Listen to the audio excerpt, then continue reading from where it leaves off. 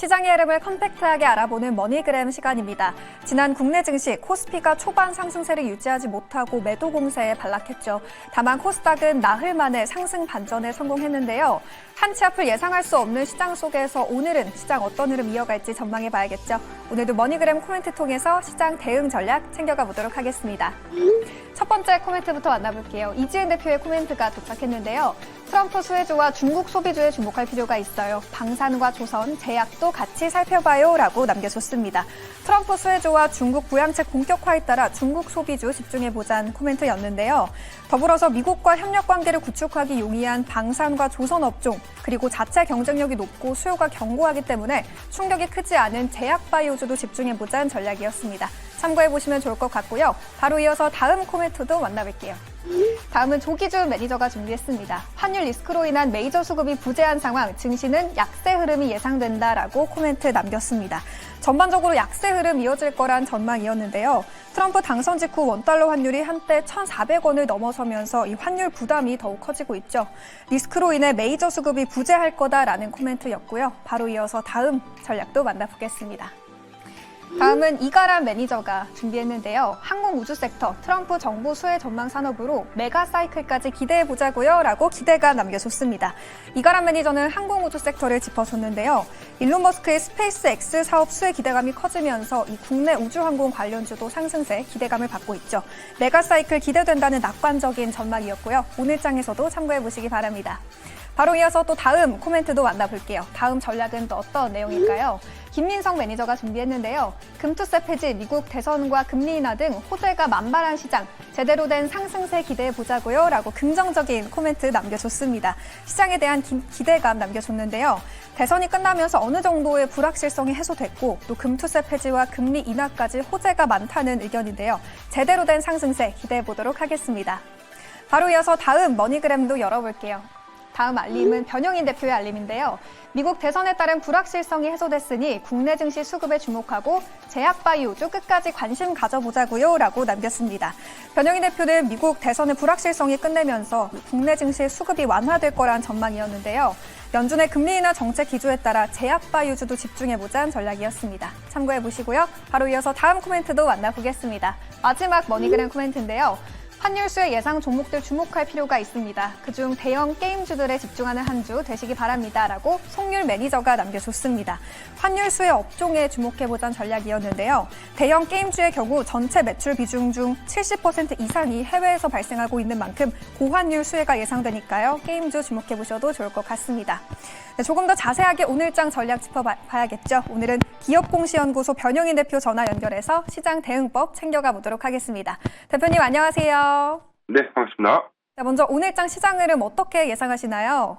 네, 우선 지난주에 국내 증시가 미국 증시의 강한 상승 기조와는 좀 다르게 트럼프 당선에 따른 우려감이 지금 일부 반영이 되면서 섹터별 수급의 희비를 좀 보인 바 있었는데 트럼프 집권 2기의 대규모 감시 정책 그리고 반독점 규제가 좀 완화될 수 있다는 이슈가 부각되면서 미국 증시가 굉장히 좀 강한 흐름을 좀 보였기 때문에 국내 증시의 흐름도 반도체 그리고 2차 전지 섹터의 노이즈 이슈를 일부 좀 반영시킨 이후에 저가 매수세가 좀 유입될 수 있는 기대 요인들을 좀 주목해 볼 필요가 있지 않나라고 판단해 보겠습니다.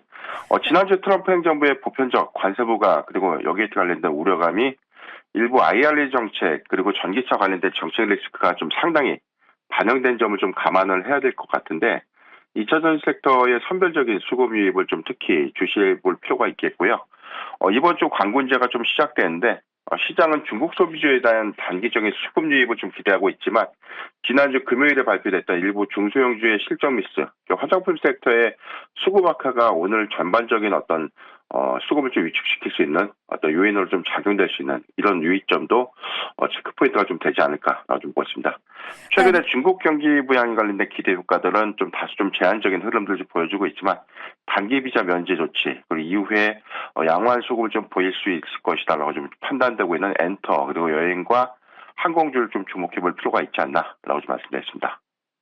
네, 미국장 흐름 짚어보면서 반도체주와 2차 전지주 기대감 짚어봤는데요. 오늘 장에서 수익 낼 수 있는 전략은 어떤 걸까요, 대표님?